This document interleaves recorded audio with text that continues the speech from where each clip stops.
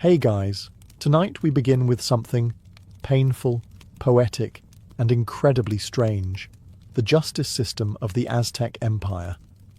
A civilization known for its pyramids, precision calendars, and yes, blood-soaked rituals, the Aztecs didn't just sacrifice people for religion. They also had a legal system, one filled with punishments that were as creative as they were terrifying. So before you get comfortable, take a moment to like the video and subscribe, but only if you genuinely enjoy what I do here. And let me know in the comments where you're tuning in from and what time it is for you. It's always fascinating to see who's joining us from around the world.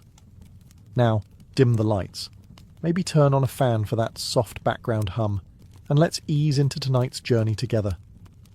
Imagine stealing food and being dragged naked through the city while chili powder is rubbed into your wounds.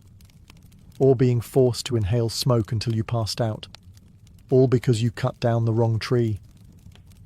These weren't the acts of a madman. This was Aztec law. And in their world, punishment was both performance and policy.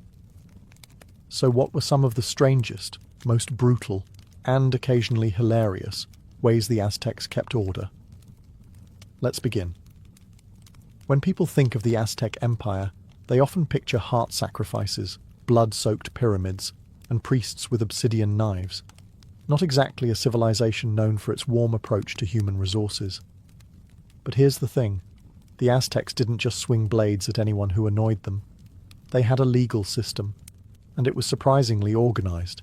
Sophisticated even. Brutal? Absolutely. But not chaotic. Aztec justice had rules, codes, and a structure that would make your HOA jealous. Laws were written into a code known as the Huehuetlatolli, a set of wise sayings and instructions that covered everything from marriage and market conduct to how not to die painfully in public.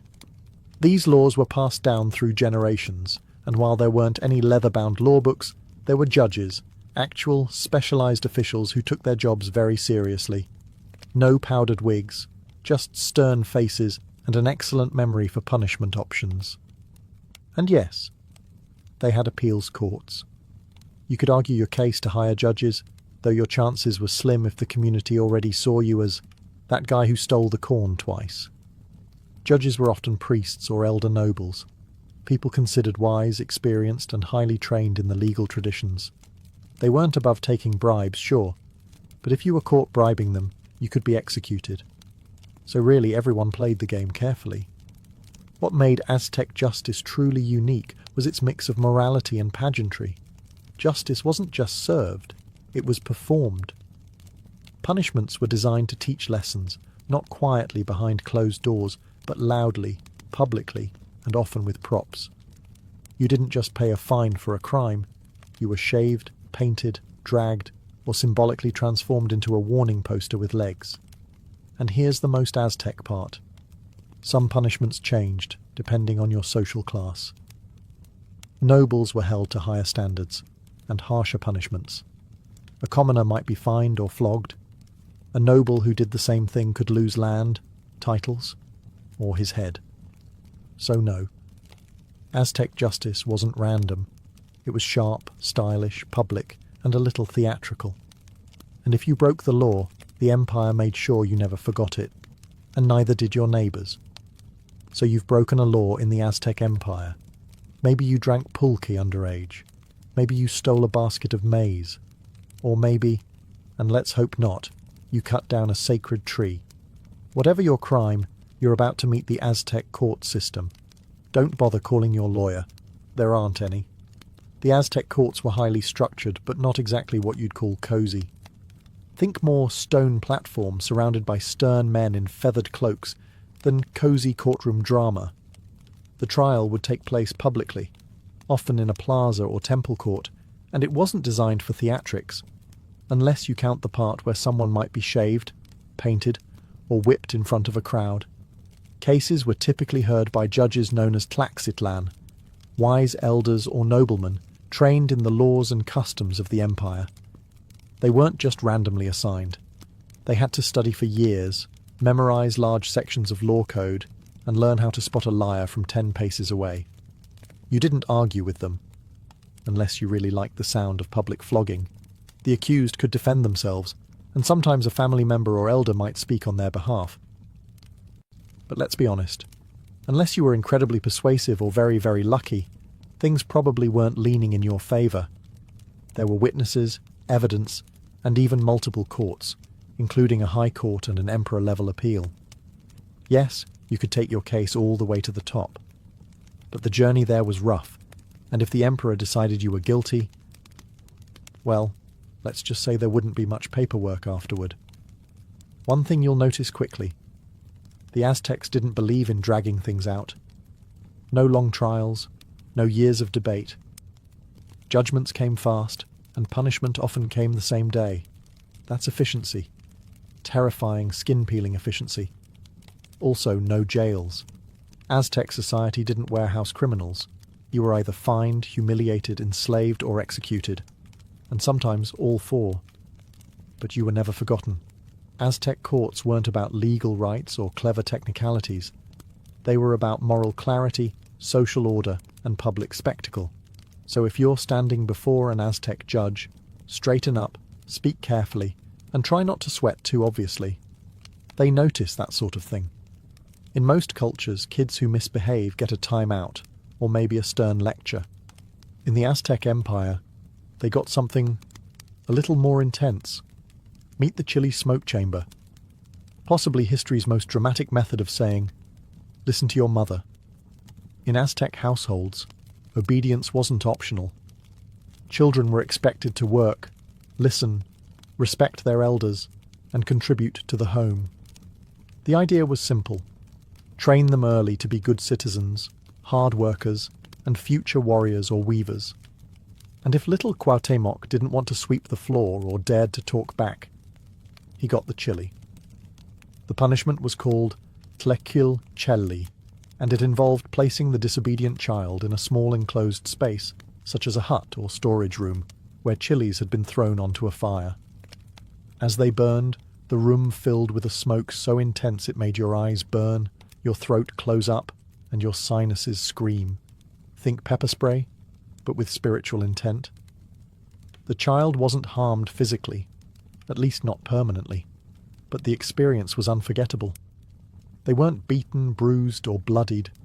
Instead, they were overwhelmed. The sensory overload of chili vapor did the job of several hours of parental yelling in just a few minutes, and the goal wasn't cruelty, it was shame-based conditioning. Once you've coughed up your will to misbehave, you're unlikely to sass your parents again, at least until your voice comes back. Other punishments for children included being pricked with cactus spines, forced to sweep temples in public, or made to carry bundles of firewood beyond their strength. These acts weren't about humiliation for fun. They were rites of correction. And in a society where every person had a social duty, discipline wasn't negotiable. Even noble children weren't spared. In fact, they were held to higher standards. A noble boy who disrespected a teacher or elder could be bound, beaten, or even temporarily enslaved. Not permanently, but enough to make the lessons sting, figuratively and literally. So if you grew up Aztec, rebellion came with real consequences, and probably a few tearful, fiery afternoons spent marinating in chili smoke. Spicy? Yes. Effective? Definitely. And let's face it, no one forgets their first chili sauna. The Aztec Empire had one of the most unforgiving views of theft in the ancient world. Stealing wasn't just a moral failing. It was an attack on the structure of society. Food, tools, cloth, firewood. It all had value, and taking what wasn't yours didn't just offend your neighbour, it offended the gods. And the punishment? Let's just say the Aztecs weren't into subtlety. For first-time offenders, things started reasonably. A thief might be forced to return the stolen goods, make reparations, or be publicly shamed. Maybe a few lashes. Maybe a haircut that said, "I steal things." Painful, but survivable. But if you stole again, you entered the realm of enslavement. The Aztecs didn't do prisons. They preferred that you work off your debt, quite literally. Caught a second time, and you might be handed over to the victim as a personal servant. You'd labour in silence, dignity gone, every step reminding you that honesty would have been easier. Now, If you were bold and/or foolish enough to steal a third time, things turned gruesome. Punishment 3 was often ritual skinning, not quick, not clean, and absolutely not private. It was slow, ceremonial, and publicly displayed. This wasn't just about pain, it was about symbolism. The skin was considered a sacred layer, a part of your identity. To remove it was to unmake you in the eyes of the community. Sometimes the skin was removed in strips, other times whole, and it wasn't just thrown away. In religious ceremonies, a priest might even wear the skin for a brief time in honor of the earth goddess, representing rebirth and punishment all in one macabre package. Sound horrifying?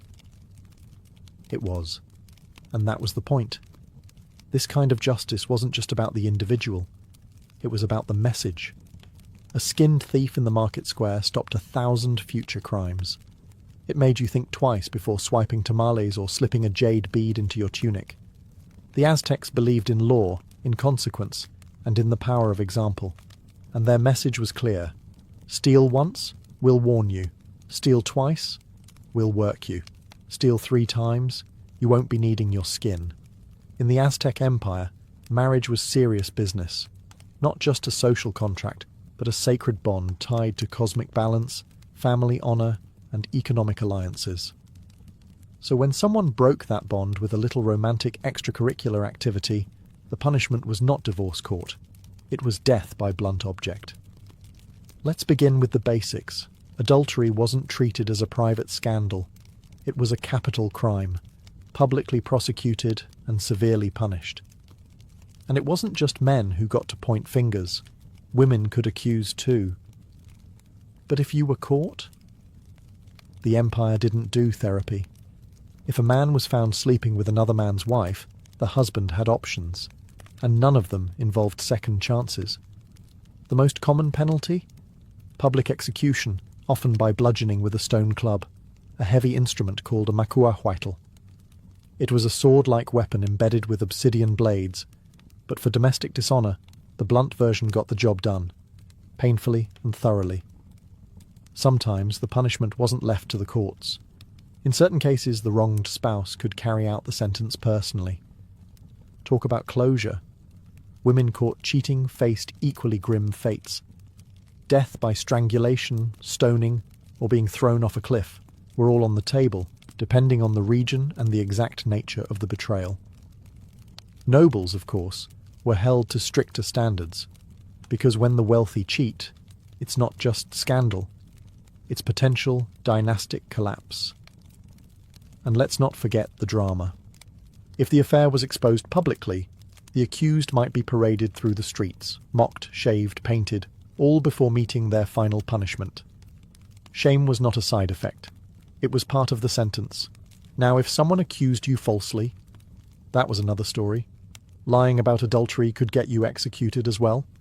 The Aztecs didn't tolerate character assassination unless it came with evidence, and they took witness testimony seriously. So no rumour-mongering for revenge, unless you liked playing with obsidian. At the heart of it all, Aztec marriage was a sacred institution, and violating it wasn't just a moral slip. It was an insult to society, gods, and law. So if you ever wondered whether ancient civilizations cared about monogamy, in the Aztec Empire, the answer was yes, to death. You've heard of being punished for theft, murder, even adultery. But what about cutting down the wrong tree? In the Aztec Empire, some trees weren't just wood with leaves, they were sacred. They represented the gods, the ancestors, or the very balance of nature. And if you, in your infinite wisdom, decided to chop one down for firewood, well, say goodbye to your house, possibly your dignity too. Certain trees, especially those planted near temples, marketplaces, or shrines, were considered protected by divine right. Damaging one was seen as a spiritual offense, not just an act of vandalism. You weren't just hurting nature, you were insulting the cosmic order. The punishment? For a first offense, you might be publicly beaten, often with cactus spines or thorny branches. Yes, They made nature punish you with itself. Poetic justice with a prickly edge. But that wasn't the worst of it. In many cases, you'd also be forced to pay restitution, in the form of goods, labour, or even losing your home. Your property could be confiscated or burned, and in some regions the offending tree cutter was paraded through the town, while villagers hurled insults and occasionally pebbles. The idea wasn't just to hurt you physically, it was to let everyone know, this idiot messed with the gods' landscaping, and if you were a repeat offender, you might be enslaved, especially if the tree you harmed was near a sacred site. Because apparently, if you couldn't respect the roots of a tree, you didn't deserve roots of your own. To modern ears, it might sound absurd, punished for trimming a branch. But to the Aztecs, this was serious. Nature wasn't passive. It was alive, sacred, and deeply connected to the divine. Trees, rivers, mountains, they weren't resources. They were relatives, and harming them without permission was like slapping your grandmother and hoping nobody noticed. So yes, if you lived in the Aztec Empire, you needed to know your botany laws. That tree outside your neighbour's house? Better ask first. The shady one in the marketplace? Definitely don't touch it, because in this world, ignorance isn't bliss. It's just flammable property and bruises from thorns. In most cultures, teenage drinking ends with a lecture, a bad hangover, or a very awkward ride home with your parents. In the Aztec Empire, it ended with execution. Let's get one thing straight. The Aztecs weren't anti-alcohol. They had a beloved sacred drink called pulque, made from the fermented sap of the maguey plant. It was frothy, slightly sour, and loaded with ritual significance.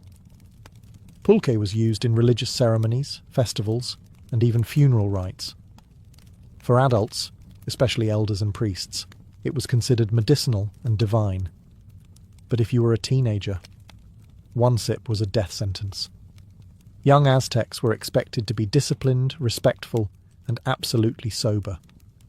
Pulque was for those who had earned it, through battle, age, or wisdom. Youth was a time for learning, not partying, and drunkenness among teens wasn't just frowned upon, it was seen as moral collapse. So if a teenager was caught drinking, the punishment was swift and harsh.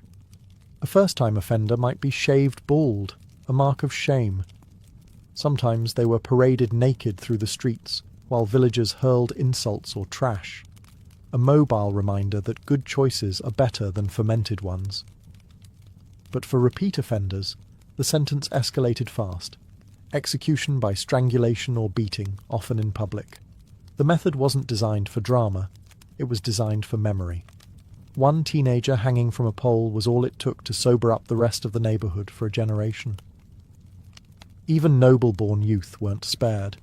In fact, they were held to stricter standards. A prince caught drinking might face ritual humiliation in the royal court, or be sent to live in a cold, remote temple as punishment.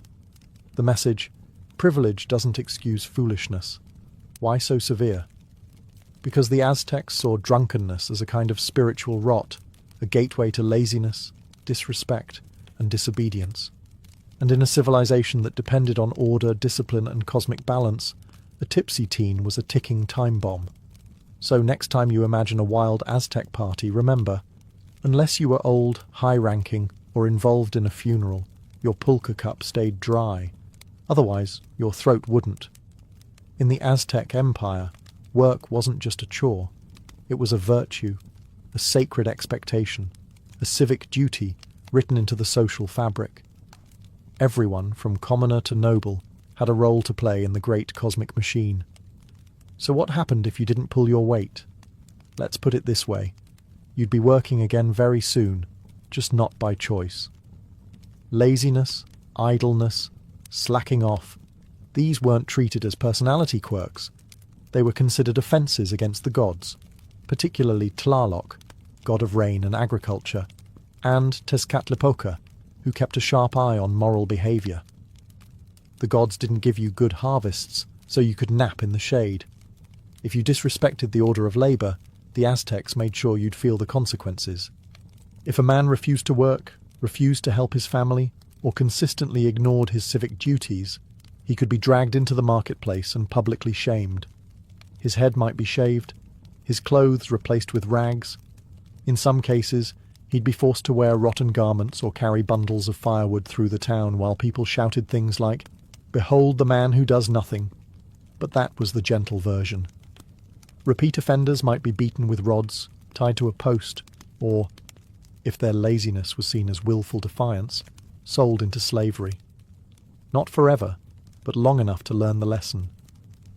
You're either useful or you're used. Even noble-born youths were monitored closely. If a young man of high rank refused to train for war or skipped temple duties, his family could request that he be sent to a house of youth correction, which sounds like summer camp, but was really more like a military boot camp with cactus punishments. Laziness among women wasn't ignored either.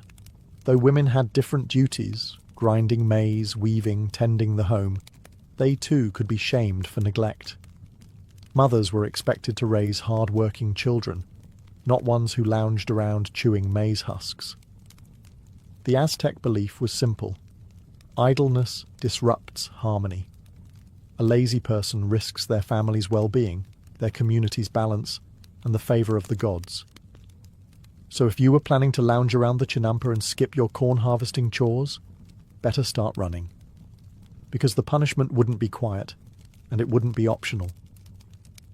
In the bustling heart of the Aztec Empire, the Tianquistli, or marketplace, everything was negotiable, except honesty. Selling rotten fruit, watered-down pulque, or fake obsidian was not just bad business. It was criminal behavior, and the Aztecs had zero tolerance for marketplace mischief. You weren't just breaking a rule. You were betraying the gods who blessed commerce, agriculture, and fair exchange. Every seller, whether hawking tamales or trading jade, was expected to abide by strict ethical codes. Markets were sacred spaces, often overseen by special officials called pochtecatlatok, market judges or inspectors. Their job: walk among the stalls, listen for complaints, and catch people slipping pebbles into their chili powder. If you got caught selling spoiled goods, punishment was swift and very public. A first-time offence might involve public shaming, your stall overturned, your produce scattered, and your hands bound for everyone to see.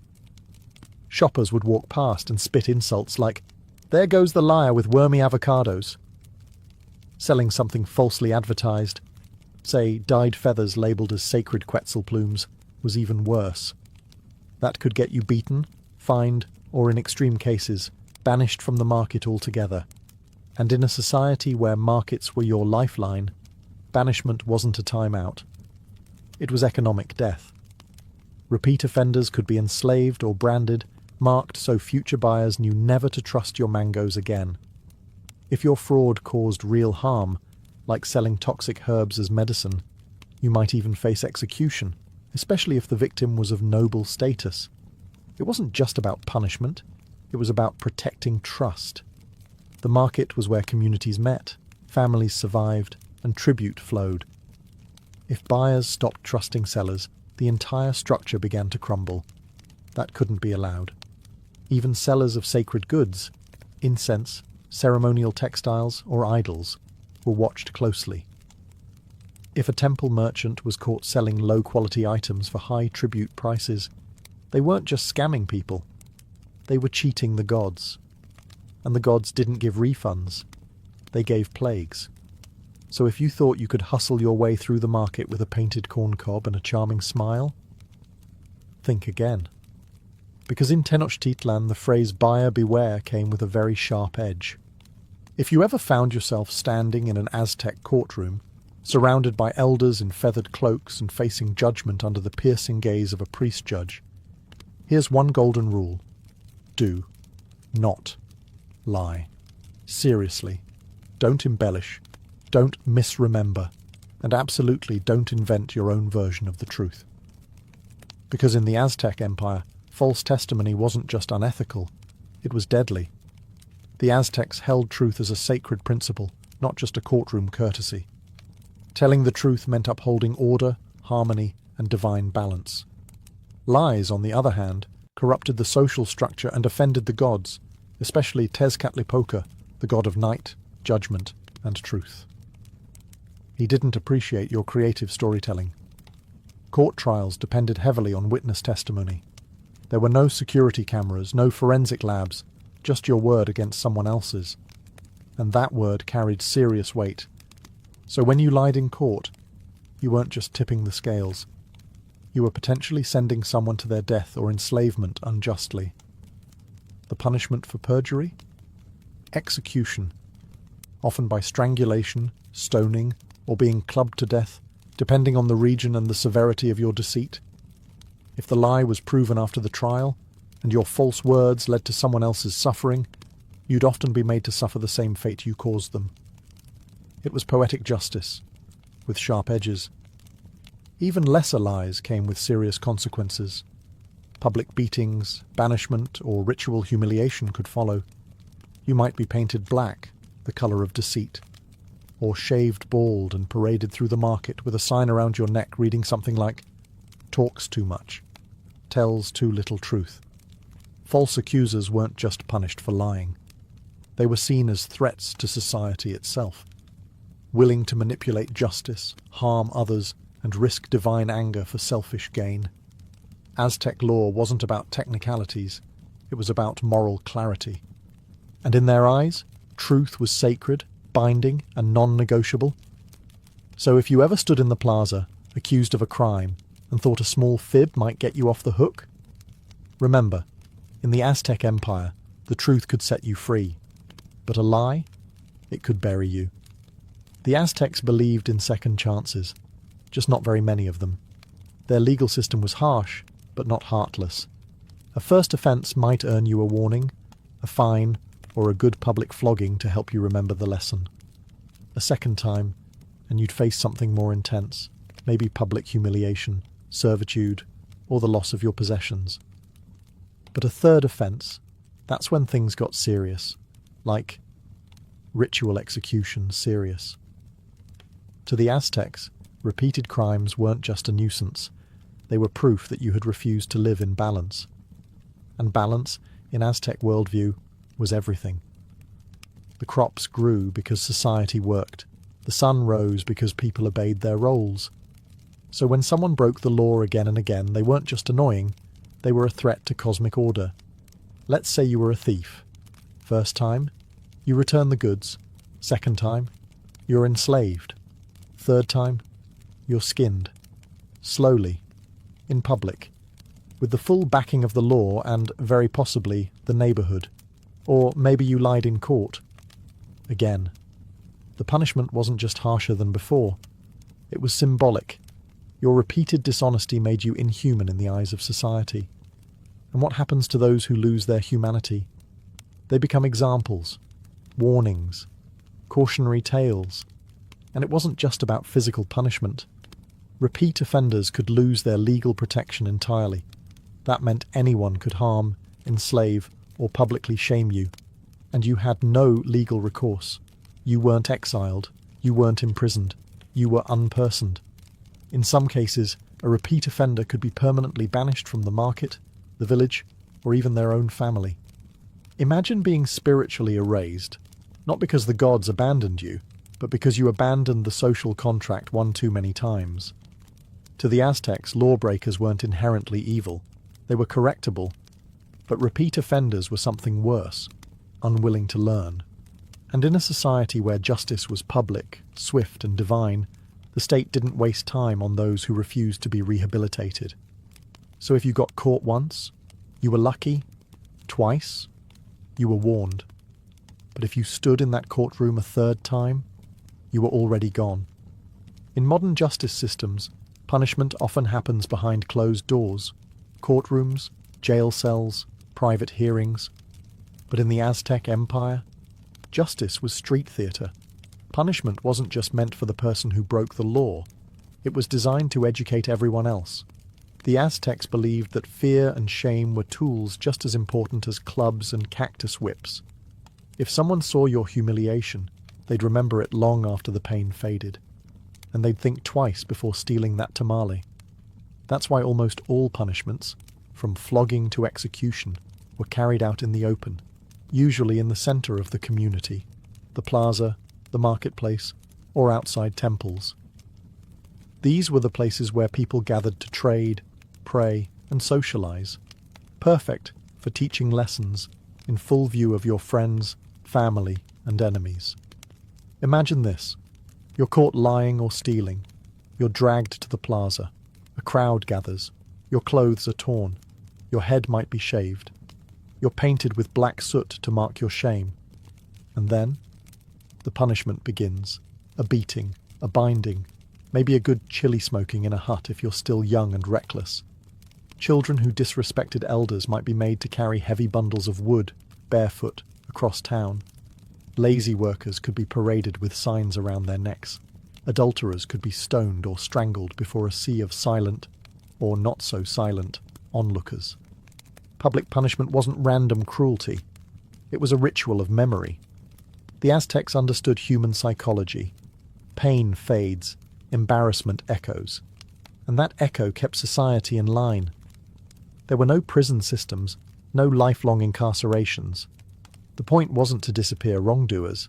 It was to transform them, or destroy them, in full view. Even executions were spectacles. A thief might be flayed, not in some dark back room, but in the square where he once sold stolen goods. His punishment became a living parable for every passerby. In Aztec law, privacy was for the innocent. The guilty were meant to be seen, heard, and remembered, not just for what they did, but for what happened next. Because in this world, your real sentence wasn't just death or pain, it was becoming the lesson. In the Aztec Empire, punishment wasn't just about what you felt. It was about what you represented. It wasn't enough for you to hurt. You had to be seen, interpreted, and above all, understood. Because justice in Tenochtitlan wasn't just a legal process. It was a performance. And you? You were the unfortunate star. Let's say you stole something. Food, tools, clothing. If it was your first offence, maybe you weren't beaten. Instead, your head was shaved, your body painted with black soot, and you were paraded around in humiliating clothes. Torn, oversized tunics or rags tied in knots that made you look ridiculous. Not physically painful, but symbolically devastating. Or say you lied in court. You might have your lips stained with charcoal to mark your deceit. Everyone would see it. Everyone would know. It didn't matter if you told the truth later. The stain told its own story. Even colours had meaning.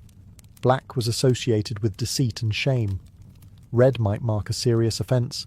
Striped or dyed clothing could be reserved for public punishments. The Aztecs understood that the human eye doesn't forget what it's been trained to fear. Noble offenders were treated no differently. In fact, worse. A noble child caught drunk might be dressed as a commoner and forced to sweep temple floors, a clear inversion of his status. To an Aztec audience, that image was powerful. This is what happens when the privileged dishonor their role. Even punishment tools were symbolic. Being beaten with cactus spines was not just about the pain. It reflected the natural world's judgment. Carrying heavy bundles of firewood symbolized the burden of guilt. A shaved head didn't just look odd. It meant you'd been stripped of social dignity. The message: crime wasn't a private mistake. It was a public rupture, a disruption in the sacred flow of order. And to heal it, society needed not just consequences, but images that endured, living reminders that law and morality were deeply intertwined. In short, Aztec punishment was a play, a visual story designed to be retold through gossip, song, and frightened memory. You weren't just a criminal, you were now a symbol. In most societies, punishment often ends behind bars. Time served, walls built, a sentence measured in months or years. But in the Aztec Empire, there were no prisons. Why? Because the Aztecs didn't believe in storing problems. They solved them. Quickly, publicly, and very often, permanently. To the Aztec mind, punishment wasn't about removing someone from society. It was about returning them to order, or removing them from the world altogether.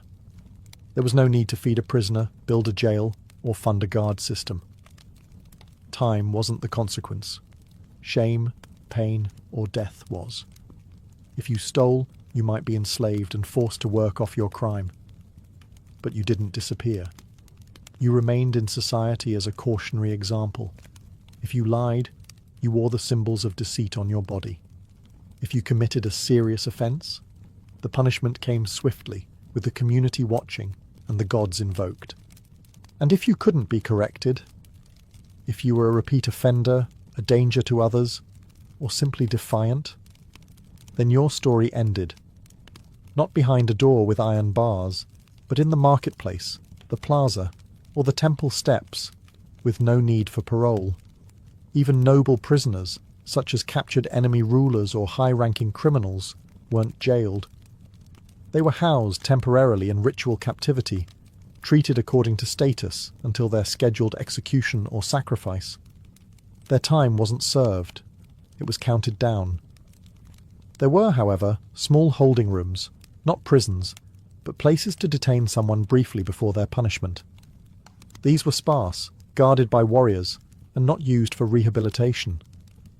You weren't sent there to change. You were sent there to wait. This system worked because Aztec law relied on immediacy and visibility. Delayed punishment weakened its impact. Invisible punishment, like imprisonment, robbed society of the lesson. And in Aztec eyes, the lesson was the most important part. So while other civilizations built towers to hide their criminals, the Aztecs built rituals to remind you, break the order, and the consequences will be swift, public, and unforgettable. Because in this empire, they didn't need bars. They had balance. By now, you've probably noticed, the Aztec Empire didn't believe in second chances for long. Their punishments were swift, symbolic, and often painful, and that was exactly the point. Because to the Aztecs, the purpose of justice wasn't rehabilitation. It was remembrance. Every punishment, whether it was a chili smoke sauna, a cactus whipping, or being flayed in the plaza, was designed to etch the crime into collective memory, for the offender, for the bystanders, for the entire community. A culture without prisons relied on something much stronger: fear, shame, and the kind of storytelling that starts with, "You'll never believe what I saw in the marketplace today." And that's what made the Aztec legal system so effective and so terrifying. It forced people to remember, because if you didn't, you might not live long enough to forget. The entire society was wired for moral clarity. Children were taught early that wrongdoing brought not only pain, but spectacle. Adults knew that crime wasn't just a personal failure. It was a cosmic imbalance. The gods didn't want lengthy court cases. They wanted action, and the Empire delivered. But here's the twist. For all its brutality, the system worked, at least for them. Social order was maintained. Markets ran smoothly. Children were respectful. Priests weren't pickpocketed during ceremonies. And if you ever thought about breaking a rule, all it took was one glance at the guy with the shaved head and soot-smeared face limping past you, and suddenly you remembered the rules quite clearly. The Aztecs didn't just punish, they performed morality. Every crime was an opportunity for education. Every consequence was theatre. You learned not by reading a scroll, but by witnessing a punishment you never wanted to experience yourself. And if you couldn't learn, well, the system had room for that too. In a society without long-term prisons, non-learners were recycled into warnings. You either remembered the rules, or you didn't survive long enough to break them again. That was Aztec justice, swift, symbolic, and unforgettable in all the ways that mattered. Before she was the scourge of Roman merchants and the symbol of seaborne defiance, Chota was a woman navigating the brutal politics of a rising Illyrian kingdom. She didn't inherit her throne in peace. She married it. As the wife of King Agron of the RDA tribe, one of the most powerful Illyrian coalitions on the eastern Adriatic coast, Tuta entered a world dominated by warlords, smugglers, and maritime raiders.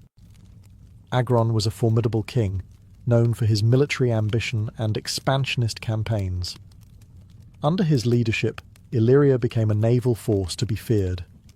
But in 231 BCE, his sudden death from illness or perhaps a drinking binge, depending on which ancient gossip you believe, left the throne in a precarious position. And Tutor stepped in, not as a grieving widow, but as the regent commander for her underage stepson, Pinnes. This was not a ceremonial position. Tutor didn't sit behind silk curtains waiting for advisers. She took the reins of power, and more importantly, of the navy. Her rule came at a time when piracy wasn't just tolerated. It was practically a national pastime. Illyrian pirates weren't criminals in the eyes of their own people. They were the backbone of the local economy. They raided merchant ships, demanded tribute, and controlled key trade routes through the Adriatic and Ionian seas. Under Tutor's regency, piracy didn't just continue, it expanded. She encouraged it, licensed it, and defended it fiercely. To her, it was a legitimate form of warfare, and to many Illyrians, it was an honourable profession. Tutor knew what she was doing. In a world where Athens had faded and Rome hadn't yet fully reached across the sea, she saw a vacuum, and she filled it with Illyrian sails. But while she may have had the Adriatic under control, her boldness would soon provoke a power that didn't take kindly to maritime interference. Rome, slowly but confidently expanding its reach, was watching. And as Illyrian piracy bled into Roman trade routes, Tutor's reign would no longer be a local affair. It would become an international problem, one the Romans decided needed a very permanent solution. The Queen of the Rocks and Sea had stirred a giant. Tutor's pirates weren't just raiding isolated merchant boats. They were striking at Roman convoys, demanding tribute from Greek cities under Roman protection, and even plundering ports along the western coastline. To Rome, this wasn't piracy. It was an insult. And Romans were not famous for letting insults go unanswered. By 230 BCE, Roman senators had had enough. The Senate dispatched a formal diplomatic mission to Tutor's court, a warning cloaked in diplomacy, but with a blade behind the back. The lead ambassador, a Roman named Lucius Coruncanius, was known for his bluntness. His instructions were clear. Tell the Illyrian queen to stop the piracy, or Rome would take action. When the delegation arrived, they were likely met in Scodra, Tutor's capital. Imagine the scene. Marble columns, Illyrian guards with crested helmets, and a queen seated not in fear, but in full command. Tutor welcomed them. But when they delivered Rome's message, her response was frosty. She gave them the kind of answer only a monarch with salt in her veins would give. In her own words, as later recorded by Roman historians, she claimed that Illyrian kings had always permitted their subjects to make a living however they pleased, including through piracy. She essentially told Rome that what happened at sea was out of her hands. It wasn't exactly the answer Rome wanted. And then came a fatal mistake. One of the Roman envoys, perhaps emboldened by Roman pride or just plain arrogance, insulted Tutor, publicly. He accused her of acting like a woman, implying she was weak, emotional, and unfit to rule. Whether it was sexism, diplomacy, or sheer stupidity, that remark cost him his life. Not long after, he was assassinated on Tutor's orders, a decision that would echo all the way back to the marble floors of the Roman Senate. Rome erupted in outrage. Killing a Roman envoy was more than a diplomatic breach. It was an act of war. And not just any war. This would be Rome's first military campaign across the Adriatic, the beginning of its expansion into the eastern Mediterranean. Tutor had made her move. Whether out of pride, policy, or sheer fury, she had crossed the line. Now, Rome was coming, not with envoys, but with legions. The Queen had awakened the Republic's wrath, and there would be no more warnings. Tutor likely knew that Rome's retaliation wouldn't be small, but even she might have underestimated the scale and speed of the Roman response. In 229 BCE, barely a year after the assassination of their envoy, Rome launched its first ever military campaign across the Adriatic Sea. It was swift, organized, and chillingly efficient. 2 consuls were dispatched with over 200 ships, a fleet that dwarfed anything Illyria had seen before. This wasn't a typical raid or a border skirmish. It was a full-scale invasion. Tutor, still ruling as regent and supreme commander of the navy, prepared her forces as best she could. But Illyria, for all its maritime skill and fierce warriors, was a patchwork of tribes. Rome was a machine. The Romans didn't waste time. They first targeted the Greek city-states along the coast that had been bullied or occupied by Illyrian forces. Corcyra, modern-day Corfu, which had been seized by Illyrian pirates, was liberated by the Romans and turned into a naval base. Apollonia and Epidamnus quickly fell in line with Roman protection. The message was clear. The Adriatic would no longer be Illyria's playground. But Tutor wasn't hiding. She sent her fleet out to defend the coasts, and Illyrian pirates continued to strike where they could. Yet the tide was shifting. For every raid they launched, the Romans captured a stronghold. The Roman navy, though new to the eastern waters, was learning fast, and they were ruthless. As Rome advanced, more Illyrian allies began to surrender. Cities that once looked to Teuta for leadership now opened their gates to Rome, hoping for leniency. The loyalty she once inspired as the pirate queen began to fray, especially as Roman soldiers advanced inland, forcing a choice: stand with a besieged queen, or survive. By the end of the year, Roman troops were within striking distance of Scodra, Teuta's capital. What had started as a defiant act, a queen protecting her people's way of life, was rapidly becoming a siege. Teuta now faced a decision no monarch ever wants to make: fight until the bitter end and risk annihilation, or bow to a foreign power. The queen who had ruled the waves now found herself surrounded by enemy sails. Her fate, and Illyria's, hung in the balance. 4. With Roman forces closing in on Scodra and her allies collapsing one by one, Teuta's once mighty influence began to shrink like a receding tide. Her network of coastal strongholds, vital for resupplying ships and launching raids, was crumbling under Roman pressure. The Adriatic Sea, once an Illyrian dominion, now bristled with Roman warships. The Queen of the Sea had lost her sea, but Teuta was no fool.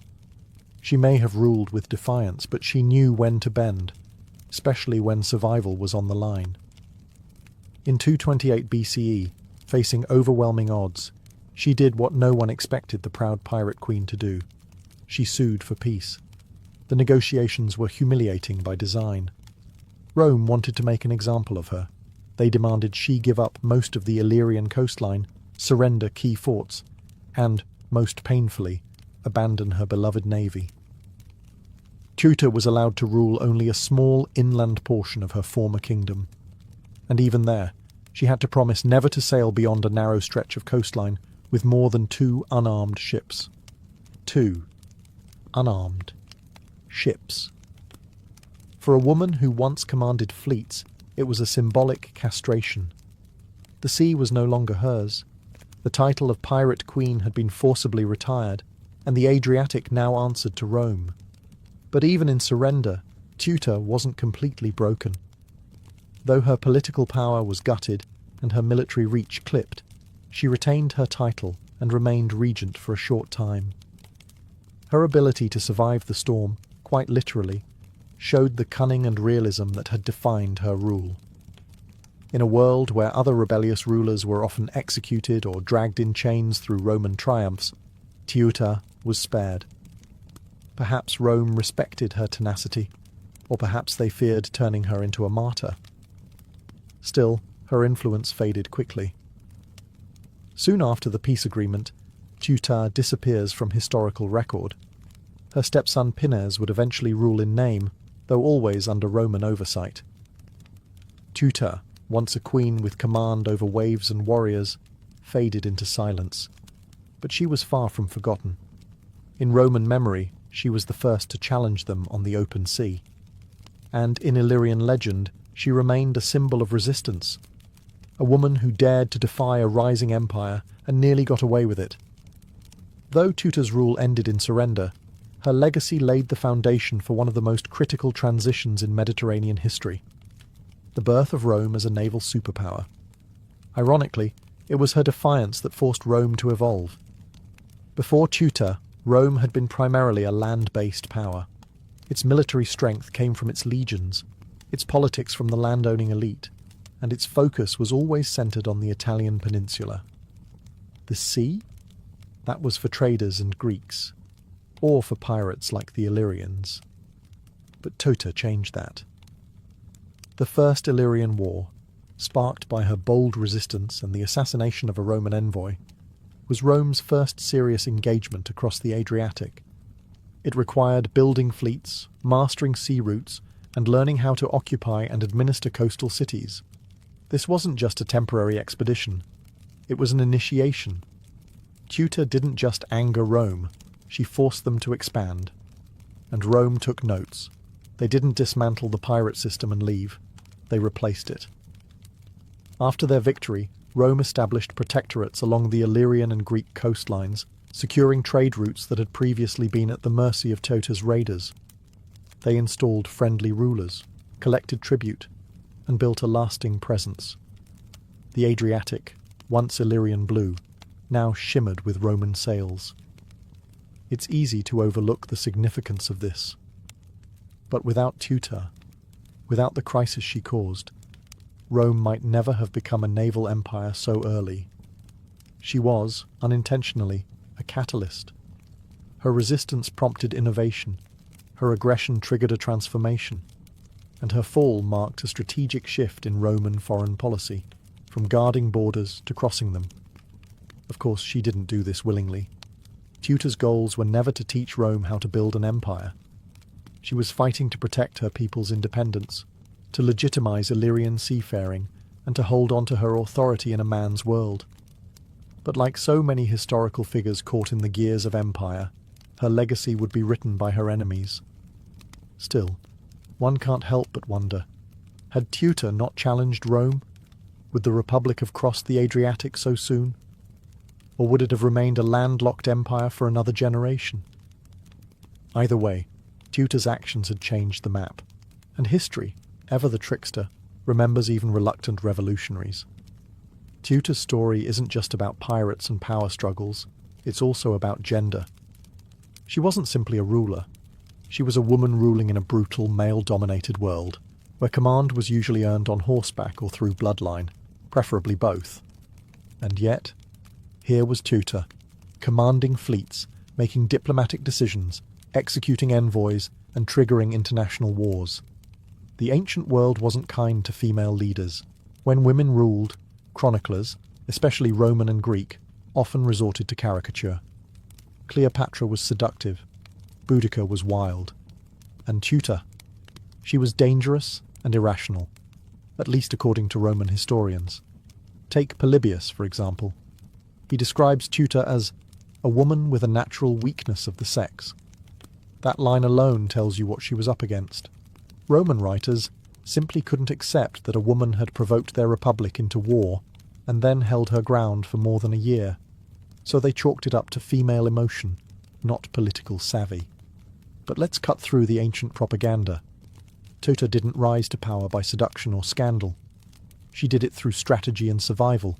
She inherited a fragile throne after her husband's death and managed to maintain it in the middle of political chaos. She didn't inherit peace. She inherited piracy, tribal rivalries, and hostile neighbours. And she wielded those elements like weapons. Was she ruthless? Probably. But so were most rulers of the time. Her execution of the Roman envoy wasn't an act of hysteria. It was a calculated, if risky, political message. She was defending Illyrian sovereignty the only way she knew how, by force. And consider this, Teuta wasn't overthrown by her people. She wasn't betrayed in a coup or murdered in palace intrigue. She lost because Rome had overwhelming force. That's it. Her people didn't rise against her. In fact, some of her followers resisted Rome long after she surrendered. Teuta's reign, short as it was, carved her name into a world that rarely made room for women in power. She stood toe-to-toe with the mightiest republic of the time and forced them to take her seriously, even if their historians tried to write her off. She was a queen in war, a ruler in crisis, and a woman who made the ancient world nervous. Though her reign ended in a humbled peace, Tuta's story refused to vanish beneath the waves. Centuries after her last ship was grounded and her voice fell silent, legend still whispered her name along the Adriatic coast. In Illyria, her image transformed from that of a defeated regent into something far more enduring, a symbol of national pride, resistance, and feminine authority. In Albanian folklore especially, Tuta became more than a queen. She was the defiant matriarch of a people, standing alone against the rising tide of foreign domination. Her name was passed down not through dusty treaties, but in the oral histories of shepherds and sailors. Statues of her now stand in modern Albania and Montenegro, bronze reminders that some rulers outlived their empires. And what an empire it was! Illyria may never have rivaled Rome in size or infrastructure, but under Tuta's leadership, it held dominion over key sea lanes and coastal cities. She ruled during one of the last periods when Illyrian identity remained politically independent. After her fall, Rome began a slow, relentless assimilation of Illyrian culture, language, and governance.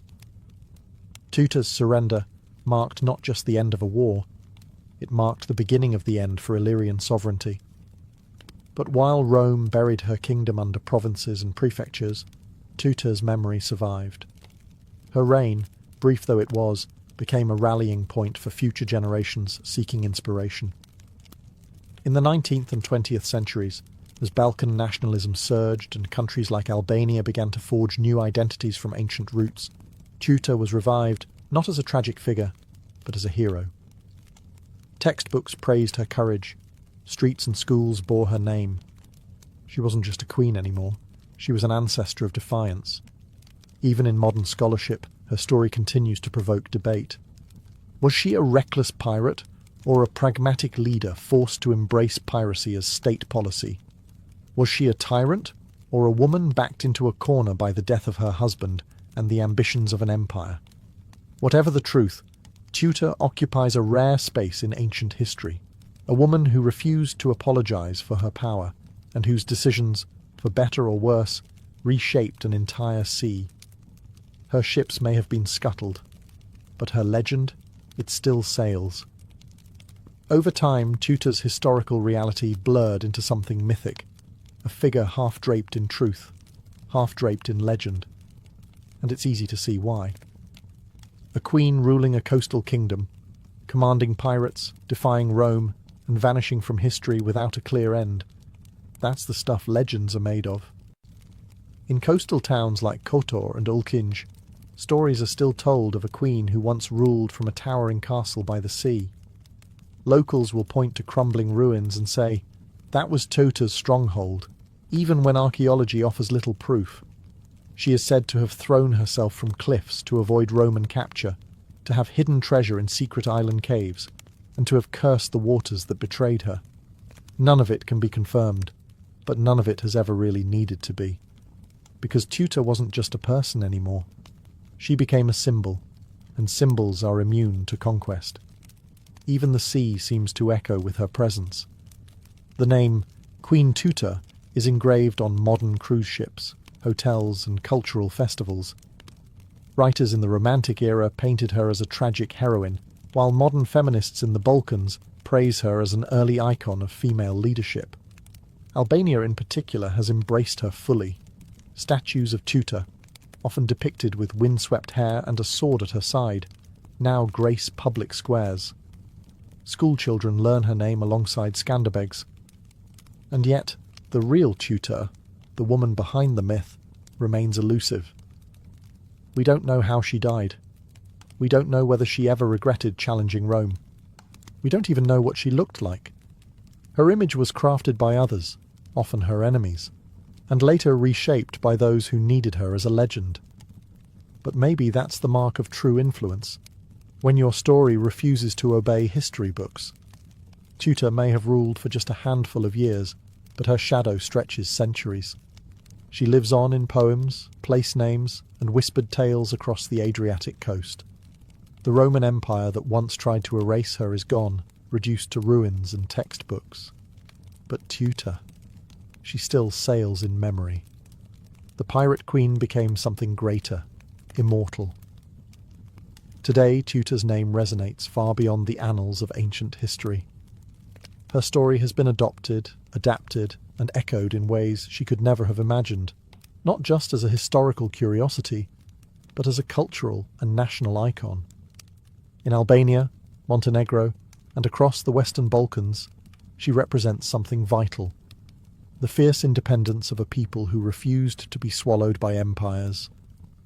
Her story speaks loudly in a region that has known centuries of occupation, division, and struggle. For Albanians especially, Teuta has become more than a queen. She's a symbol of national identity. Her legacy has been woven into the cultural revival movements of the 19th and 20th centuries, fueling resistance to foreign domination and inspiring pride in a pre-Roman Illyrian heritage. In a world where borders have shifted countless times, where languages and loyalties have blurred, Teuta is a constant, rooted in stone, salt, and defiance. Her name is found everywhere, from naval vessels and passenger ferries to sports teams, businesses, and even a women's football club. Schools teach her as a national hero. Statues of Teuta, sword in hand and gaze, set on the horizon, overlook harbours once dominated by her fleet. She has become the Adriatic's eternal guardian, a queen not just of the past, but of the cultural present. Her relevance doesn't stop at borders. In the broader conversation about women in leadership, Teuta has become an ancient case study. Her story offers a rare glimpse into female command in a time and place where that was almost unheard of. She challenges modern assumptions about gender and power in the ancient world. Her name is now cited alongside Cleopatra, Boudica, and Zenobia, women who dared to govern in a man's world and left an empire trembling in their wake. And perhaps that's the most remarkable part, that a woman so poorly documented by her contemporaries, remembered mostly through the insults of Roman writers, now stands tall as a figure of empowerment, sovereignty, and bold resistance. Teuta ruled for only a few stormy years, but her name has weathered centuries, and in every port that still remembers her, every story whispered to a child about the queen who defied Rome, Teuta sails on, not in warships, but in memory. The sea was her kingdom, and the story her lasting throne. In 1803, the United States pulled off one of the most astonishing real estate deals in history. With the stroke of a pen and the exchange of $15 million, President Thomas Jefferson bought a colossal piece of land from France, the Louisiana Territory. This wasn't a few acres outside New Orleans. This was over 800,000 square miles of uncharted wilderness, stretching from the Mississippi River all the way to the Rocky Mountains and beyond. Jefferson was thrilled. The land would ensure room for westward expansion and secure control over vital trade routes. But there was one small problem. Nobody really knew what was out there. Maps were vague. Rumours swirled about giant mountains, woolly mammoths, a mythical northwest passage to Asia, and river systems that could either carry you to the Pacific or nowhere at all. Jefferson needed answers, and fast. He wanted to turn that blank map into something tangible, something real. So, he devised a plan. Send a small, elite team west to explore the new territory, chart its geography, establish relations with native tribes, and ideally, find a direct water route to the Pacific Ocean.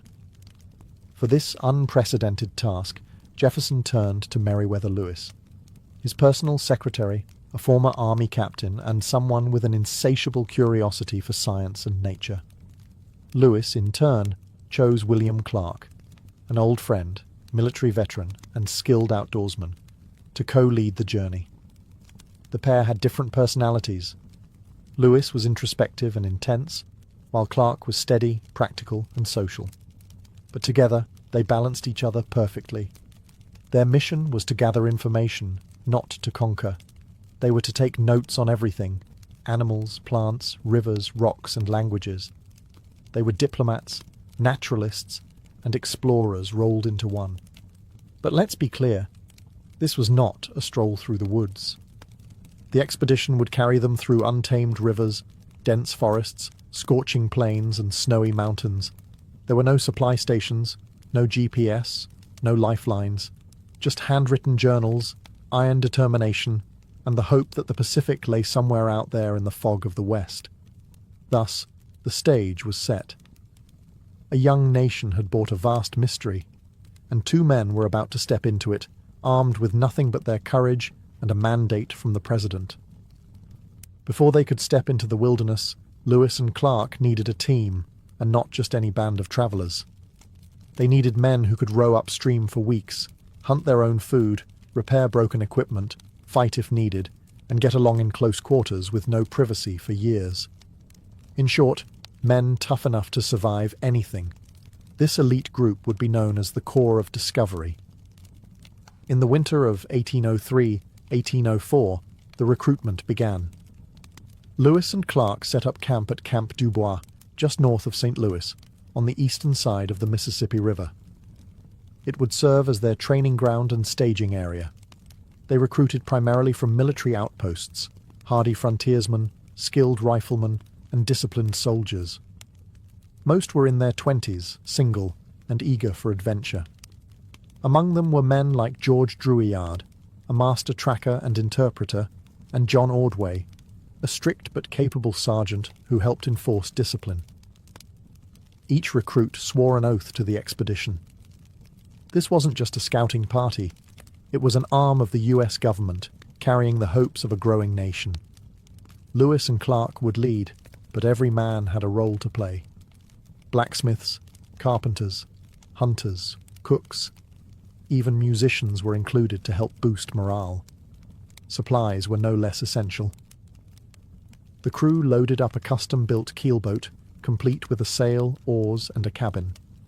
They packed trade goods to offer native tribes, beads, knives, mirrors, peace medals with Jefferson's image, as well as medical kits, scientific instruments, muskets, gunpowder, and over 200 pounds of ink and paper for journals. The men drilled every day through the winter. They practiced rowing, sailing, portaging, and marksmanship. They learned how to survive together, how to follow orders, and how to trust their captains. Discipline was strict. Desertion could mean flogging, but the unity they forged would become their greatest weapon on the journey ahead. By May of 1804, the Corps was ready. Over 40 men strong, they set off up the Missouri River, rowing against the current into a land few Americans had ever seen. It was the beginning of a journey that would take them over mountains, through tribal nations, and all the way to the Pacific, or so they hoped. On May 14, 1804, the Corps of Discovery officially departed from Camp Dubois and began rowing up the Missouri River, the longest river in North America. For the men on board, it was the start of something legendary, though they had no idea how long it would last or what they would face. The terrain ahead was uncharted. The maps were blank. Everything was guesswork. The first stretch of the expedition was grueling. The Missouri's strong current worked against them. Each day meant hours of back-breaking effort, pulling ropes from the riverbanks, pushing poles into the riverbed, or hoisting sails when the wind cooperated. There were sandbars, submerged logs, swarms of mosquitoes, and sweltering summer heat. But even in those early days, Lewis and Clark made it clear that this was not just a voyage. It was a scientific expedition. Every evening, they meticulously recorded observations, plant species, animal behaviors, weather patterns, and river conditions. They sketched maps and measured distances with chains and sextants. They weren't just exploring, they were documenting the new American frontier. The Corps passed through lands occupied by numerous Native American tribes, people who had lived there for generations and knew the rivers and plains intimately. The expedition's first major interaction came with the Otto and Missouri tribes near present-day Nebraska. The meeting was formal, diplomatic, and crucial. Clark presented gifts and medals, while Lewis explained the United States' new claims over the territory, a concept that many native leaders viewed with skepticism. Still, diplomacy prevailed for now. The Corps pressed on. Wildlife became both a marvel and a threat.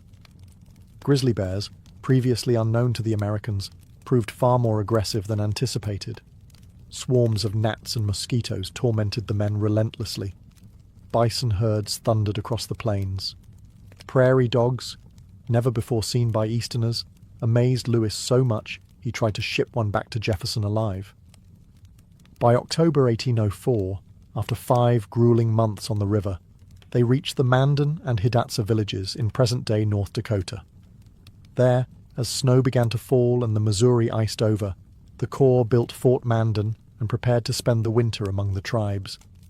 They had come hundreds of miles, but the hardest part of their journey still lay ahead. The Rocky Mountains were waiting, and so was the vast unknown beyond.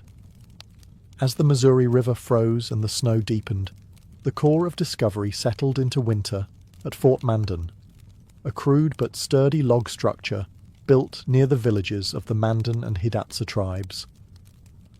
It was now late 1804, and temperatures plunged well below zero.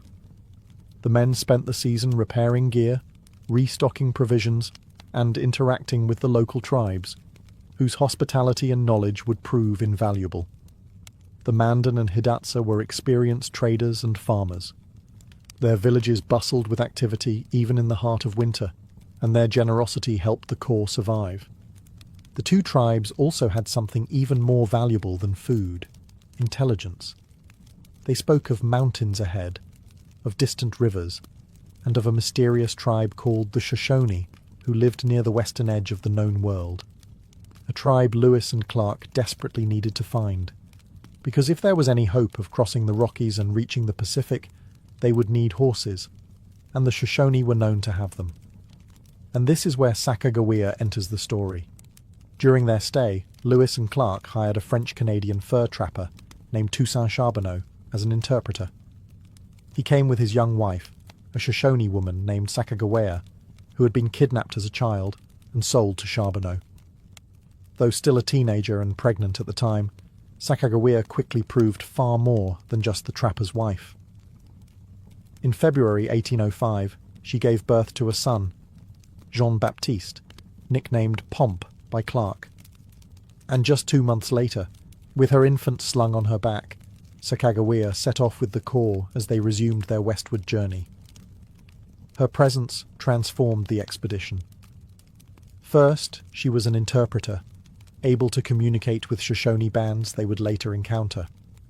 Second, she knew some of the terrain ahead. And third, perhaps most importantly, she was a symbol. A woman carrying a baby signalled peace to the tribes they met along the way. War parties didn't bring families. The Corps of Discovery left Fort Mandan in April 1805 with stronger supplies, better maps, and a new hope. Ahead lay roaring rivers, towering mountains, and challenges none of them had faced before. But now they had Sacagawea, a quiet force who would shape the fate of their mission.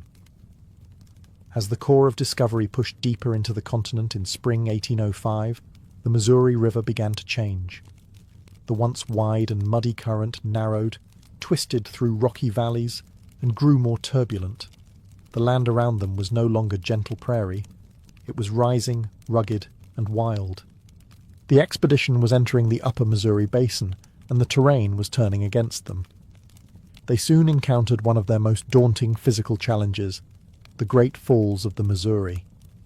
Instead of the single waterfall Lewis had anticipated, they faced a series of 5, a 21-mile obstacle of rapids and cascades. The Corps had to carry boats and supplies across dry land in a brutal portage. It took over a month of exhausting labour. The men hauled tons of cargo across prickly pear cactus fields and swarms of biting insects, all while dragging hulking boats over rolling terrain with makeshift wheels. Despite the hardship, the portage was also a turning point. The falls confirmed that the expedition was on the right track. Native accounts had mentioned the falls, and reaching them proved that the fabled Northwest Passage, if it existed, might lie just beyond. But the river didn't lead them to an easy route west. Instead, it led them straight into the Rocky Mountains. By August 1805, the Corps had reached the three forks of the Missouri, where the river splits into the Jefferson, Madison, and Gallatin. They followed the Jefferson River, tracing Sacagawea's childhood memories in hopes of finding her people.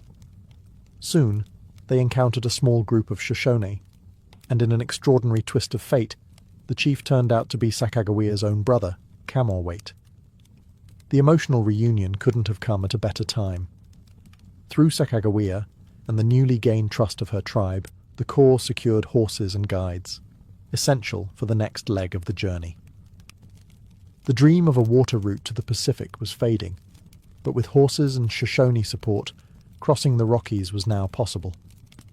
The river had brought them far, but now it was the mountains that would test them, and the next few weeks would prove to be the most grueling of the entire expedition.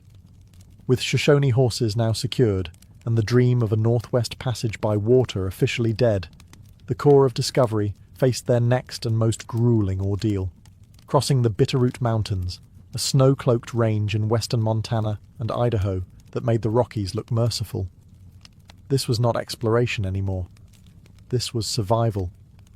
Guided by the Shoshone and later the Nez Perce, Lewis and Clark led their men into the high passes of the Bitterroots in September 1805, right as early snowstorms began to hit. The path was a nightmare, steep, narrow, and blanketed with snow. The men slipped along icy trails, their hands and faces cracked from cold. They had no game to hunt. Their horses were collapsing from starvation, and the men were reduced to eating candles, soup made from animal hides, and whatever roots they could scavenge. At times they could barely move a mile per day. By the time they descended into Nez Perce territory, the Corps was on the brink of collapse. They were emaciated, exhausted, and barely alive. The Nez Perce could have attacked them. They had the numbers and the element of surprise. But instead, the tribe chose mercy. The Nez Perce fed the men dried salmon and camas root and helped them recover. It was a pivotal moment. Without the Nez Perce, the expedition might have died right there, buried in a mountain pass. Once they recovered, Lewis and Clark cached their horses and built new dugout canoes. The rivers, now the Clearwater, the Snake, and eventually the mighty Columbia, would carry them the rest of the way to the Pacific. But they knew something now that they hadn't known at the start. There was no direct water route across the continent. The Northwest Passage that generations of explorers had hoped for simply didn't exist. The mountains cut the continent in half. Still, they had made it across. The Corps pressed on, racing against the coming winter, braving new rivers and new dangers. But spirits were rising again. They had endured the worst nature could throw at them, and the smell of the ocean was no longer a fantasy. It was real. And just ahead. Chapter 7. Reaching the Pacific. In October 1805, after months of hardship, the Corps of Discovery emerged from the wild interior and began their descent down the Columbia River, a waterway that would lead them, finally, to the Pacific Ocean. For the first time in over a year, they were travelling downstream. The land was changing.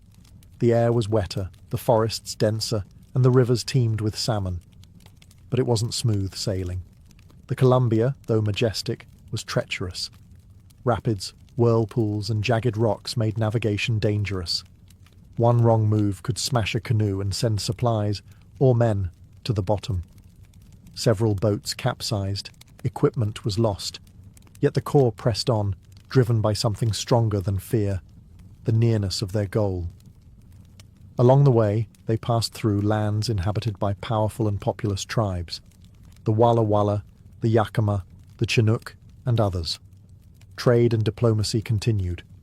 In some cases, tensions rose, especially when tribal customs clashed with the Corps' military discipline. But no battles broke out, and many tribes offered fish, roots, and information in exchange for trinkets, knives, or Jefferson's silver peace medals.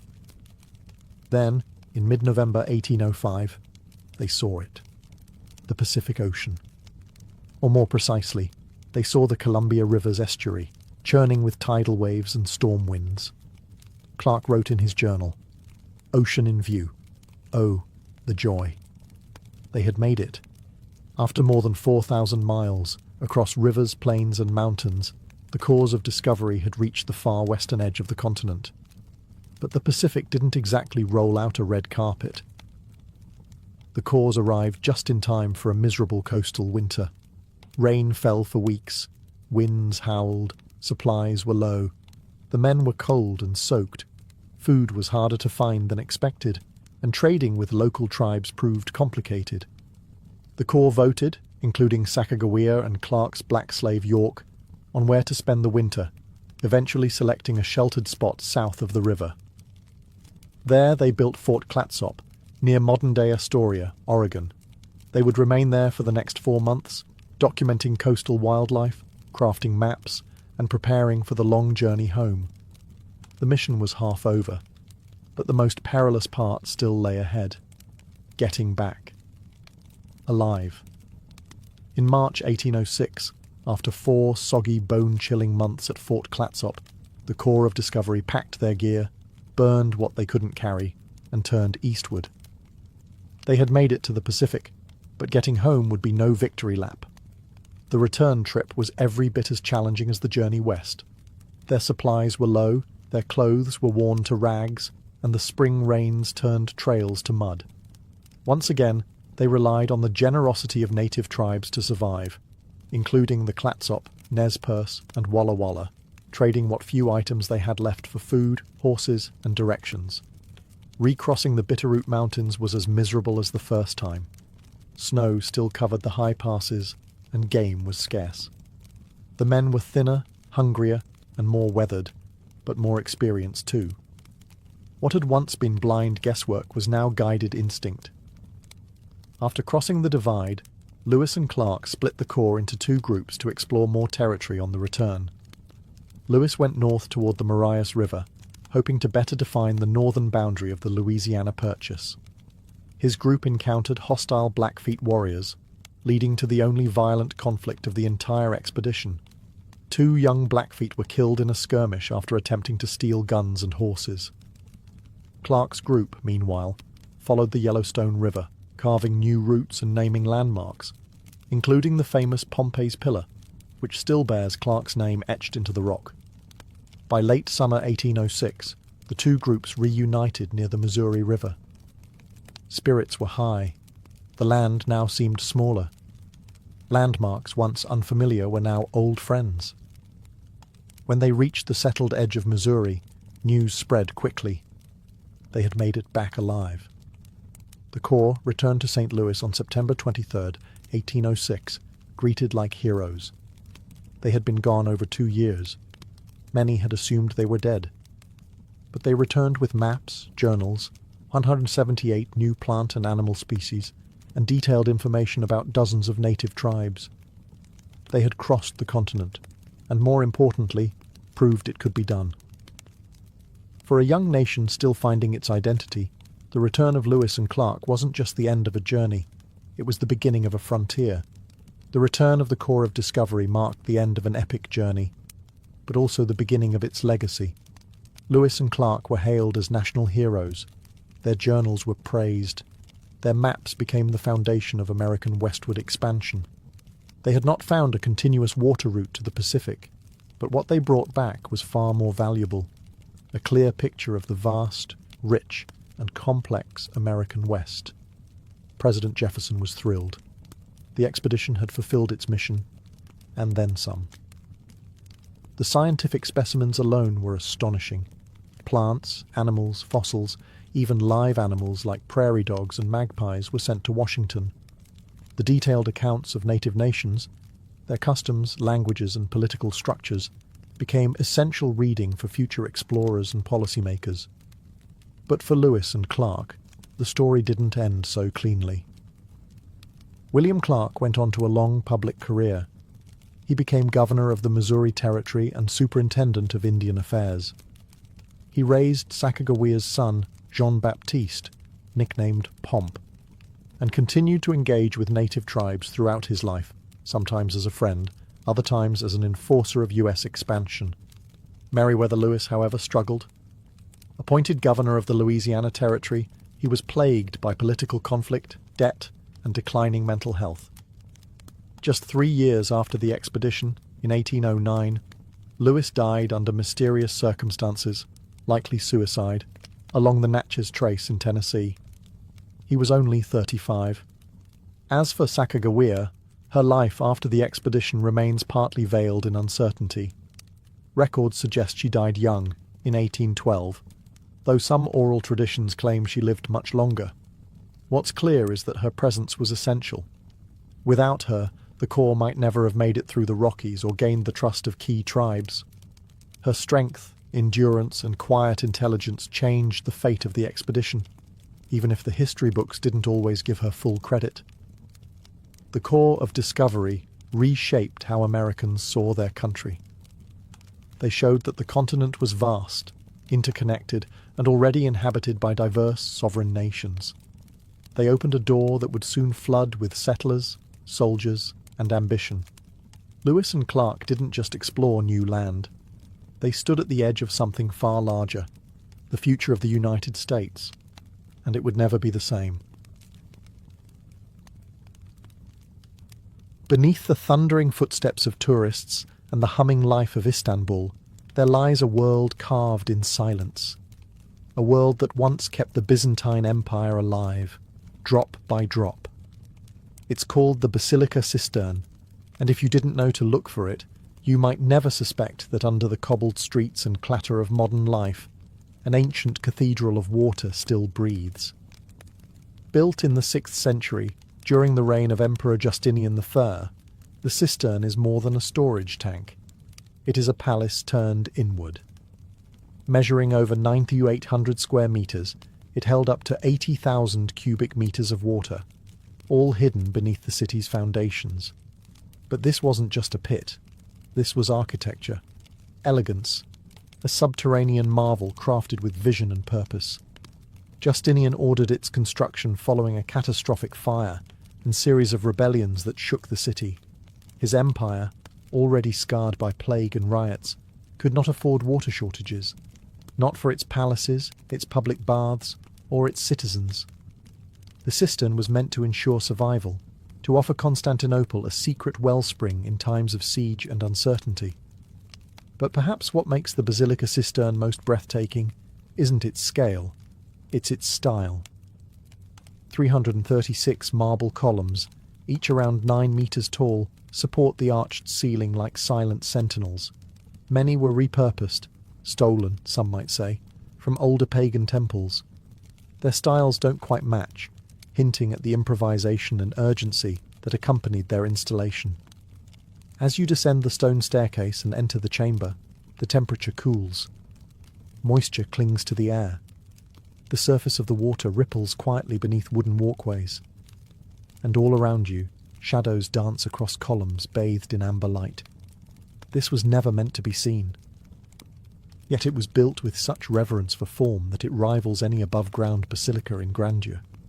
It's an upside-down cathedral designed not to praise the heavens, but to hold the earth's most essential gift.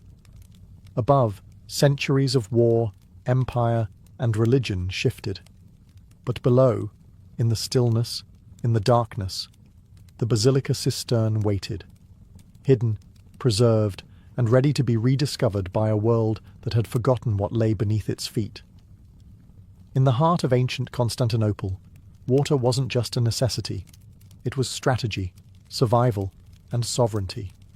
The Basilica Cistern was not the city's only reservoir, but it was among the largest and most crucial. Designed to serve the great palace of Constantinople, it was fed by aqueducts stretching miles from distant springs in the Belgrade forest, including the monumental Valens Aqueduct. The city's population was enormous for its time, hundreds of thousands, all demanding fresh water not just for drinking, but for public baths, fountains, and even imperial gardens. During times of peace, water flowed freely through the city's intricate systems. But Constantinople was a fortress as much as it was a metropolis, and siege was always a looming threat. The cistern's genius lay in its invisibility. While invaders could cut off aqueducts or poison external wells, They couldn't touch what they didn't know was there. Hidden beneath a nondescript building, once a basilica, hence the name, the cistern acted as a secret reservoir, supplying the palace complex and surrounding districts even when war battered the city's walls. Its construction was a feat of both engineering and manpower. Thousands of slaves, labourers and artisans worked under imperial orders. Materials were recycled from across the empire, particularly from temples in Asia Minor. That's why, when walking through the columns, some are ornately fluted, others plain, and still others oddly mismatched. They were borrowed, repurposed, and given new life in the service of empire. Though its function was purely practical, its design is undeniably beautiful. Light filters down in golden shafts. The columns disappear into still, dark water. The silence is broken only by the gentle lapping of droplets falling from the ceiling. Visitors today describe it as otherworldly, haunting, elegant, like a cathedral built for ghosts. Over the centuries, as empires fell and others rose, the basilica cistern slowly faded from public memory. Covered over, forgotten, and eventually left off maps entirely, it became one of the city's hidden arteries, still holding water, still doing its job, long after its creators had turned to dust. Few places embody Constantinople's quiet genius better than this underground sea. It wasn't just architecture. It was defiance made of stone, water preserved beneath a burning, crumbling world. For centuries, the basilica cistern was forgotten, not destroyed, not ruined, simply hidden. As the Byzantine Empire crumbled and the Ottoman Empire rose, the city transformed. Churches became mosques, palaces were rebuilt, streets shifted, and names changed. But the cistern remained, quietly collecting water beneath it all, shrouded in darkness and silence. By the time the Ottomans conquered Constantinople in 1453, the cistern had already faded from collective memory. The Ottomans, brilliant architects themselves, had their own systems for water management. They rarely used the older Byzantine cisterns, considering them relics of another time. And so, the basilica cistern fell into obscurity, not demolished, just ignored. Yet, as is often the case with buried wonders, it couldn't stay hidden forever. Stories began to circulate. Locals in Istanbul's Sultanahmet district claimed they could draw up water, and even catch fish, by lowering buckets into holes in their basements. Some told of eerie echoes and voices coming from underground. Others swore their cellars stayed unnaturally cool, even in the sweltering summer. Curiosity stirred. It wasn't until 1545, nearly 1,000 years after its construction, that the cistern was formally rediscovered. A scholar named Petrus Gillius, working on topographical studies of the ancient city, listened to local rumours and investigated. Entering a private home, he descended by torchlight into the darkness. And there it was, a vast, echoing chamber of water and stone, perfectly preserved beneath the earth. He described the space in awe, columns disappearing into the darkness, fish gliding through silent water, and the occasional faint ripple from above. His writings reintroduced the cistern to the world, and slowly its legend resurfaced. Yet even after its rediscovery, the cistern remained mostly neglected. Locals occasionally used it as a well or a fishery, but it wasn't restored, lit, or open to the public. For centuries more, it remained the domain of shadows and whispers. It wasn't until the 20th century, with modern archaeology, tourism, and restoration, that the basilica cistern emerged once more as a wonder of Istanbul. But in that long sleep, sealed beneath a living city, it gathered something precious, mystique. And in that mystique, it became something more than a reservoir. It became a legend. Walking into the basilica cistern feels like stepping into a forgotten world, one where time hangs in the air like mist, and every sound is swallowed by stone. The moment your foot hits the wooden walkway, you're surrounded by 336 marble columns, rising from dark water like a forest carved by forgotten hands. Each one stands nearly 9 meters tall, supporting the vaulted brick ceiling above like ancient titans holding up the earth. But these columns weren't made for the cistern. They were recycled, pulled from abandoned temples, palaces, and forgotten ruins across the empire. Roman, Greek, and even pagan craftsmanship converged underground, making the cistern a kind of mosaic, not of colour, but of cultures. Some columns are smooth and plain. Others are ornately fluted, topped with Corinthian capitals. A few are chipped or asymmetrical, revealing their second-hand nature. It's as if each one carries its own forgotten story, divorced from its origin, reborn to hold water instead of gods. The ceiling, made of brick and mortar, forms a web of silent arches. The architecture is functional, yet awe-inspiring. The scale is almost spiritual. The air is cool, damp, and heavy with centuries. Light glimmers on the water's surface, reflecting the pillars and arches in shifting, hypnotic patterns. You can hear water drip from the ceiling, a gentle rhythm that echoes off stone and whispers into the cavern. Beneath the walkways, carp swim lazily through black water, descendants of those introduced long ago. They are the only living souls who've never left. There's a reverence here, not in the religious sense, but in the weight of time. You are surrounded by columns stolen from temples, set by the hands of slaves, forgotten by empires, and now carefully lit for modern eyes. The space is quiet, not because it must be, but because people instinctively fall silent, as if the cistern itself demands respect. This isn't just a ruin, it's a living memory of Roman grandeur, Byzantine pragmatism, Ottoman indifference, and modern wonder. The columns don't just hold the ceiling, they hold history, they hold silence, they hold the space between the ancient and the now, and ask nothing of you except that you listen. Tucked away in the far northwest corner of the cistern, past rows of shadowed columns and flickering reflections, lie two of the most mysterious and iconic elements of the basilica cistern, the Medusa heads. These massive stone carvings serve as the bases of two columns, their origins unknown, their purpose debated, and their expressions forever frozen in stone. The first Medusa head lies on its side, supporting a column as though casually discarded. The second is even stranger, upside down, her serpent hair hanging downward into the dampness, her face eerily calm. No plaque explains them. No inscription reveals their source. They simply are. Where did they come from? Most scholars believe they were brought from a late Roman temple, possibly dedicated to the goddess Athena, and reused as convenient building material. Another example of Justinian's empire repurposing its past. But the fact that two identical mythological figures were chosen, both hidden in a dark corner of the cistern, suggests something more than random recycling. Medusa, in Greek mythology, was a gorgon, a creature with snakes for hair, whose gaze could turn men to stone. Symbolically, her image was often used as a form of protection, carved on doorways, shields, and floors to ward off evil. Could this be why she was placed here? A protective talisman beneath the surface, guarding the lifeblood of the city?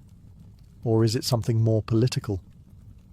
Some historians argue that placing Medusa upside down or on her side was a symbolic gesture, a rejection of pagan power in favour of Christian rule, as if to say, the old gods are underfoot now, silent, powerless, but nothing is confirmed. And that's what makes them powerful. The dim lighting that falls on their faces, the sound of dripping water around them, and the way they rest under centuries of weight. It all creates a feeling that they are watching, not malevolent, not angry, just present. They are the unexplained echo in an otherwise orderly space. You come for the columns, you stay for the stillness, but it's the Medusa heads, silent, strange, and submerged, that haunt your thoughts long after you've gone. The basilica cistern is more than an architectural marvel. It is an experience of senses slowed. Step inside, and the modern world blurs. Your eyes adjust to the dim amber glow. Your ears catch the echo of a single droplet falling from the vaulted ceiling. And suddenly, you're no longer in Istanbul. You're in a space where light, sound, and time drift differently. Sound behaves oddly here. Footsteps don't echo in the usual way. They ripple, bouncing softly off wet stone. Conversations are hushed, not out of etiquette, but instinct. The weight of centuries presses down. Even the fish seem to swim quietly, as if they too respect the silence. Then there's the light. During the day, a few natural shafts filter down from above, pale sunbeams that pierce the gloom like searchlights from another world. At night, or in the deeper corners, modern lighting casts dramatic shadows across the columns, highlighting their rough textures and mismatched forms. Every twist of perspective reveals something new. A different column base, a change in ceiling height, the glint of moisture on a stone face. The still, dark water, only a few feet deep now, becomes a mirror. It reflects the columns above, doubling the height of the space and turning the cistern into a hall of illusions. At times, it's hard to tell where the stone ends and its reflection begins. The surface is occasionally broken by the gentle ripple of a fish or the fall of a droplet, as if the cistern is breathing. Slow, calm, ancient. In modern times, artists and musicians have been drawn here to perform. Its acoustics are unmatched. The hum of a single cello, the slow chant of a voice, becomes otherworldly. The cistern doesn't just echo. It holds sound, like it holds water, long after it's been made. But even without music, the space feels alive. Not haunted, but aware. Every arch feels like a gateway. Every column, a sentinel. Every sound, a whisper from another era. The basilica cistern isn't just something to see, it's something to feel. A sacred pause beneath the noise of a city. A place where shadow becomes story, and silence becomes a kind of song. For centuries, the basilica cistern existed in the margins, a practical space built for survival, later forgotten and then rediscovered. But in the modern age, it has become something entirely different, a symbol of Istanbul's layered identity, a blend of empire and myth, water and stone, east and west. Restoration efforts began seriously in the 1980s, as interest in preserving Istanbul's ancient wonders grew. The cistern had suffered neglect, flooding, and occasional misuse, even serving at times as a dumping ground or illegal fishery. But conservation teams drained the water, reinforced crumbling columns, and installed wooden walkways and subtle lighting. By 1987, it was officially reopened to the public. Tourists began to trickle in, then flood in. What had once been invisible beneath the surface of the city became one of Istanbul's most visited landmarks. Travel magazines marvelled at it. Photographers sought its shadows. Writers found metaphors in its stillness. Directors, of course, saw something else entirely. Atmosphere. The basilica cistern soon became a cinematic backdrop, lending its haunting ambience to everything from documentaries to blockbusters. Most famously, it appeared in the James Bond film From Russia with Love, 1963, where 007 rows a small boat between the columns beneath Istanbul. More recently, it was featured in Inferno, 2016, adapted from Dan Brown's thriller, turning the ancient reservoir into a stage for modern suspense. But the cistern is more than a film set. It is a mirror of Istanbul itself, a city constantly built atop its own past. Churches beneath mosques, palaces beside skyscrapers, history underfoot. The cistern reminds us that even beneath our everyday lives, the remnants of great civilizations remain, waiting patiently, hidden just beneath the surface. Its transformation from utility to icon is part of what gives it power. It no longer holds water for emperors, but it holds meaning, for locals, for travellers, for artists. It connects the present to the past without words or ceremony. A place once built in secrecy now draws the world to whisper its name. It is no longer just a cistern. It is a threshold to mystery, memory, and the unseen heart of a city that refuses to forget. Walking through the Basilica Cistern today, it's easy to forget how fragile it once was, how close it came to being lost entirely. The structure has no lavish entrance, no towering facade. It was never meant to dazzle. It was meant to disappear. And yet, it has survived earthquakes, invasions, neglect, and the unyielding march of time. But survival doesn't happen by accident. The cistern owes its preservation to a series of quiet guardians, not emperors or generals, but engineers, scholars, and curious locals who refused to let it fade. During the Ottoman period, it was unofficially maintained by residents who accessed it through wells and cellars. They may not have known its full scale, but they valued what it offered: cold, clean water, and perhaps a sense of mystery beneath their homes. In the 19th and 20th centuries, scholars like Petrus Gillius and later Turkish archaeologists began documenting the cistern in earnest. They mapped its columns, traced the origin of its marble, and began asking the questions that turned it from a hidden space into a subject of fascination. Their quiet dedication became the first steps toward restoration. And in modern times, it's the caretakers, guides, and preservationists who guard it now, maintaining its structure, balancing humidity, controlling algae, and ensuring visitors walk safely on suspended walkways. The still water must be managed. The columns must be monitored. Even the light must be delicately balanced. Too much, and it shatters the mood. Too little, and the past slips back into shadow. It is also guarded by storytellers, those who share its history, who translate the silence into meaning.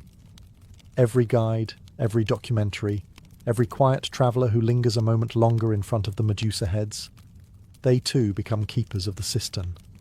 And let's not forget the locals, Istanbulites who grew up hearing tales of fish in basement wells, of shadowy stone rooms beneath the city. For them, the cistern is not just a tourist site, it is a neighbour, a legend they've always known was just below the surface. So while the empires above have fallen and the palaces they served are now museums, the Basilica Cistern endures, not because it demanded attention, but because generations refused to let it be forgotten. Not all guardians carry swords. Some carry flashlights, notebooks, or simply respect. The Basilica Cistern is more than stone and water. It is memory suspended in silence. Beneath the pulse of modern Istanbul, it remains untouched by the rush of taxis, the clang of tram bells, or the call to prayer ringing out above. Here, everything slows. You do not visit the cistern so much as descend into it, as if entering a dream whispered by the earth itself. Its true power lies in its stillness. Nothing here is loud. Nothing insists. The columns don't shout. The arches don't boast. The Medusa heads don't explain themselves. And yet, everything speaks, softly, patiently, if you know how to listen. The water mirrors the ceiling mirrors time. You begin to wonder if the place is really underground, or just outside the edge of reality. This isn't the kind of monument that celebrates conquest or faith. It doesn't have golden domes or mosaic saints. It simply endures. Its beauty is in how it refuses to vanish, how it turns the practical into the poetic. Built to hold water, it now holds wonder. Each visitor leaves with something different. For some, it's awe, that a structure so ancient could still be so intact. For others, it's tranquility, a moment of escape from the chaos above. And for many, it's mystery. Why were the Medusa heads placed that way? Who shaped these columns? How many forgotten hands laboured in silence to build this place that still breathes today? As the tour ends and you climb the steps back toward daylight, the spell doesn't quite break. You emerge into the sound of cars and footsteps, into sunshine and the smell of roasted chestnuts. But part of you stays behind. Part of you still hears the dripping water, still sees the flicker of gold light on ancient stone. The Basilica Cistern is not just a relic, it is a reminder. that beneath every empire, every city, every story, there is something deeper, something older, something waiting in the dark. Still waters run deep, they say, and in the heart of Istanbul, they echo forever.